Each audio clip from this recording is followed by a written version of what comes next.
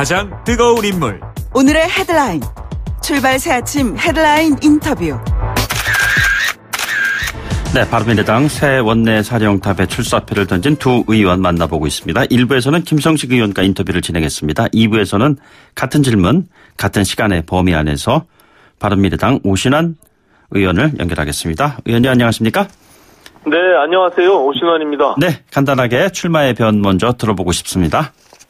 예, 제가 출마하게 된 것은 당이 지금의 상태에 안주하면 안 된다, 변화해야 된다는 그런 절박함에서 출발했고요.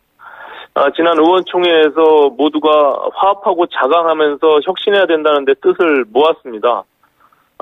저는 아시다시피 40대의 젊은 리더십으로 당을 변화시키고 그리고 젊은 정당으로서 또 미래를 준비하는 정당으로서 그 변화의 중심에 서겠다라는 어떤 확신이 있고요.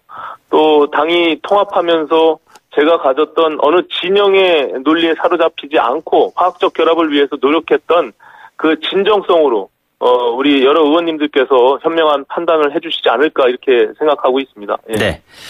구체적으로 내일 원내대표 선출되려면은 재적의원 24명 기준으로 최소 13표가 필요한데 특히 안철수계 분류되는 의원들이 누구의 손을 들어주느냐가 관건이다. 이렇게 전망하는 분들이 많은 것 같습니다. 그쪽 계열의 의원분들과는 이야기를 나눠보셨는지요? 물론입니다. 예, 많은 의원님들과 함께 의논을 해왔고요. 제가 앞서 말씀드린 대로 이 당이 지금과 같은 상태로 안주해도 좋으냐? 라는 생각과, 아니, 우리가 지금과 같은 상황은 안 된다, 변화해야 된다. 네네. 그리고 그 절박함이 같이 공유하는 그런 사람들과의 대결 구도가 아닌가 저는 이렇게 생각합니다. 예. 그래서, 그런데 뜻을 같이 하는 데 있어서는 저희가 기본적으로 창당 정신으로 돌아가자라는 것이 있거든요. 그럼 변화의 혁신입니다. 네네. 작년에 안철수, 유승민 두 전 대표께서 통합 선언문 속에 그 모든 내용들을 담고 있는데 다만 우리 당이 그것을 한 번도 구현해 볼 수 있는 그런 기회를 못 가졌고요. 또 우리 스스로 그런 역할들을 못한 것에 대한 반성과 함께 이번만큼은 그것을 한번 만들어 보자라는 그런 마음가짐들이 있습니다. 그래서 저는 그런 역할들을 내가 모아내고 또 여러 의원님들과 논의하면서 바른미래당의 새로운 미래를 만들어 나가겠다 이렇게 말씀드리겠습니다. 예, 변화와 혁신 말씀해 주셨는데 원내 사령탑으로서의 역할, 출마의 변 잠깐 언급하셨습니다만 조금 더 구체적으로 말씀해 주신다면요. 일단 첫 번째 변화는 아시다시피 지금의 지도체제를 변화시켜야 된다는 것입니다. 저희는 지난 4.3 보궐선거에서 소수정당인 민중당에게도 패하면서 4등으로 전락해버렸습니다. 여기서 위기감을 안 갖는다는 것은 정말 이 상태로 그냥 머물다가 당은 공중분해된다라는 것뿐이 아니거든요. 그렇기 때문에 그런 절박함 속에서 새로운 지도체제를 만들어내고 거기서 내년 총선을 준비하는 그 변화와 혁신의 내용들을 담아낼 때 저는 우리 당이 결과적으로 총선에서 국민들께 신뢰를 받을 수 있다 이렇게 생각합니다. 예, 공동대표 역할을 하셨던 유승민 의원 그리고 안철수 전 의원은 어떤 역할을 앞으로 해야 한다고 보시는지요? 저는 매우 중요한 역할들을 필요로 하고요. 그것이 전면에 나서거나 그렇지 않더라도 상당 부분 두 분이 가졌던 그 창당 정신을 구현해내야 된다. 이 당의 방향성과 그리고 우리 당이 이 구성원들의 그 화학적 결합을 모아내는 데 있어서 저는 두 분의 역할이 매우 중요하다 생각합니다. 그런 네네. 점에서 저는 이번에 이 과정들을 통해서 그것이 의기투합됐다 이렇게 생각하고요. 그 여세를 몰아서 저는 당이 변화하고 혁신하는데 두 분께서 매우 중요한 역할들을 함께 하리라고 생각하고 또 그 부분에 대해서 제가 원내대표가 되면 서로 협의하고 논의하면서 구성원들의 단합을 위해서 최선의 노력을 다하겠습니다. 일부에서 인터뷰 진행했던 김성식 의원은 어제 혁신위원회 설치를 제안을 했습니다. 지금 바른미래당 상황에서 혁신위원회가 힘을 가질 수 있다고 보시는지요? 어떤 내용이든 지도체제를 변화시켜야 된다. 그리고 지금의 상태로는 안 된다라는 점에 있어서는 김성식 의원님도 공감대가 있는 거 아니겠습니까? 그것이 혁신위 체제든 비대위 체제든 아니면 또 다른 제3의 방법이든 그것은 제가 당선이 되면 바로 의원 전체 워크숍을 개최하고 네네. 의원들과 밤샘 토론을 통해서 이 부분에 대해서 의견을 결의를 모아내고 새로운 방향 그리고 새로운 지도체제를 만드는 데 있어서 지혜를 모아 나가도록 그렇게 하겠습니다. 예, 새로운 지도체제 말씀하셨는데 원내대표 당선 즉시에 무책임한 현 지도부 퇴진시키고 총선 승리 지도부를 만들겠다 이렇게 강조했습니다. 손학규 대표 사퇴해야 한다는 입장이신지요?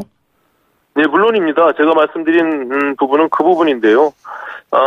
이미 저희는 지난 재보궐선거에서 사망선고를 받았다 이렇게 판단합니다. 근데 지금과 같은 상태에서 그냥 안주하고 간다면 어느 국민이 그것을 동의하겠습니까? 우리 바른미래당이 내년 총선까지 지속 가능하게 존재하리라고 생각하는 국민들이 누가 있겠습니까?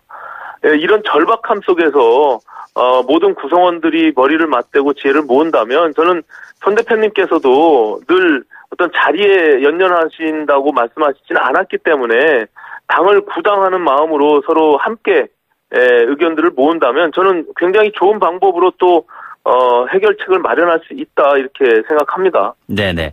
이 패스트트랙 촉발된 당내 갈등 수습이 아마도 새 원내대표의 첫 번째 임무가 아니겠느냐 이렇게 생각하는 분들이 많은 것 같습니다. 사보임 문제 어떻게 처리해야 한다고 보시는지요? 저희가 패스트트랙 과정에서 이렇게 당내 갈등이 극한적으로 대립한 이유 중에 하나는 무리하게 밀어붙인 부분들이 있습니다. 거기에서 강제 사보임에 대한 내용들이 있고요. 이 절차적 정당성이 훼손된 부분들은 반드시 바로잡아야 된다는 것이 제 기본적인 생각이고요. 네네. 그렇게 함으로 인해서 우리 당의 화합을 또다시 결속할 수 있는 계기가 될 수 있다. 저는 이렇게 생각을 합니다. 자, 그러면은 그동안 패스트트랙 문제에 대해서 누구보다도 본인의 소신 발언을 했던 의원이시지 않습니까? 선거제 법안에 대한 부분, 공수처 법안에 대한 이런 부분들, 새 원내대표가 된다면은 패스트트랙 법안 수정을 어떻게 해 나가실 작정이신지요? 패스트트랙 지정은 이미 이제 국회법에 따라서 현실적으로 지정이 된 것입니다. 네네. 그렇기 때문에 그것이 어제 민평당의 유성엽 대표께서 언급하신 것과 같이 이게 모든 것을 전면적으로 부정할 수 있는 그런 상황은 아닙니다. 네네. 그리고 지금 선거법뿐만이 아니라 공수처법 그리고 검경수사권 조정법 모든 것이 우리 대한민국 국가적 미래를 위해서 굉장히 중요한 법안들입니다. 그런데 예. 이것을 그냥 하나로 묶어서 무리하게 밀어붙였다는 것이 정말 아쉬움이 남는 것이고요. 그 내용에 있어서는 정말 어떻게 만들어낼 것이며 그리고 어떻게 합의를 만들어낼 것인지에 대한 것이 매우 중요하기 때문에 바른미래당의 원내대표가 그 역할을 주도하면서 해낼 수 있다 이렇게 생각합니다. 그리고 저는 지난 사개특위에서 검경 소위 위원장을 맡으면서 꾸준히 검찰개혁을 위해서 노력해온 장본인입니다. 그런 점에서 누구보다 그 내용을 잘 알고 있고 그 역할을 충분히 감당해낼 수 있다 이렇게 생각하기 때문에 잘 여야가 합의하면서 좋은 법안으로 만들어낼 수 있도록 정치력을 발휘하겠습니다. 패스트트랙 관련해서 바른미래당이 주도해 나갈 수 있다고 말씀하셨는데 주도해 나가는 구체적인 보관이 있다면 어떤 것들을 말씀하실 수 있는지요? 일단 공수처 법안은 아시다시피 백혜련 의원 안과 저희 바른미래당의 권은희 의원 안이 동시에 지금 올라가 있는 상태입니다. 네네. 이 상태로 계속 지속된다면 굉장히 불확실성이 높아질 수밖에 없는 것이죠. 그리고 선거제의 경우도 지금 유성엽 대표 말씀하신 대로 기본적으로 여야가 서로 합의하지 않으면 굉장히 통과 가능성이 낮아지는 그런 상황이고 과거에 홍영표 원내대표, 김관영 원내대표께서도 이것을 무리하게 밀고 나가는 원인이 논의에 참여하지 않는 한국당을 끌어들이겠다라는 것이 명분이었거든요. 네네. 그럼 이제 패스트트랙에 올라섰으니 한국당도 함께 논의하고 참여할 수 있도록 그 명분을 줘야 되는데 그런 점에서는 제가 그 역할을 충분히 할 수 있다 이렇게 판단하고 있는 것입니다. 예, 그 제1야당 자유한국당을 논의의 틀 안으로 끌어들이는 역할인데 지금 현재 청와대 쪽에서는 여야 5당 대표회담을 고수하고 있고 한국당은 1대1 영수회담을 요구하고 있고 이렇게 서로 대화의 장이 잘 열리지 않고 있습니다. 어떻게 해야 한다고 보십니까? 저는 그 형식에 있어서 그렇게 중요한 문제인가 좀 답답합니다. 그 한국당의 경우도 1대1 면담에 집착할 것이 아니라 진정성을 갖고 대화를 하겠다는 뜻을 전달할 필요가 있고요.